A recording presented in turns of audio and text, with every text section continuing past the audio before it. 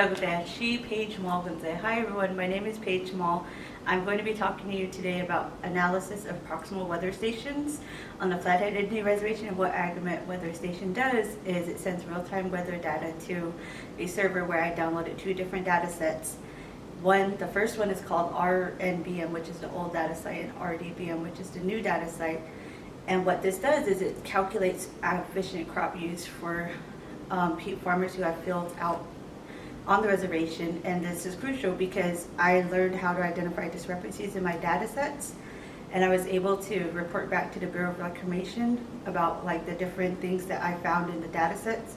I made 4 different types of graphs. I made a graph with both data sets comparing to see if there was any data correlation there that I could identify.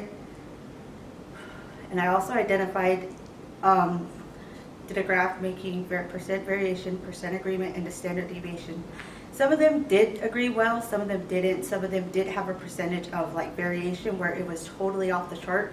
So I learned how to do that. And the reason why there's 2 graphs up here, the first one on top identifies a cold snap, which is where the temperature outside drops. So when I was looking at the data, I found that it starts from 38.22, then it drops into the negatives, which was really like, whoa, what's going on here, you know? So then it goes back into the positive numbers. So I was like, what is this? So me and my mentor, we identified that as a cold snap, which happened this past January. And then the other graph on the bottom here shows that how well the data doesn't correlate together. So if you look at that and you wonder why there's a cottonwood tree, then you see that there is, it's because at the old site, the reason why they're moving it or not using it anymore is because they feel that the cottonwood tree could be a problem for the data sets. And that's why they're no longer using that, and they're going to the RDBM data set. And if you look here, you can see 3 different types of graphs. These are just showing examples of the types of graphs I kind of made.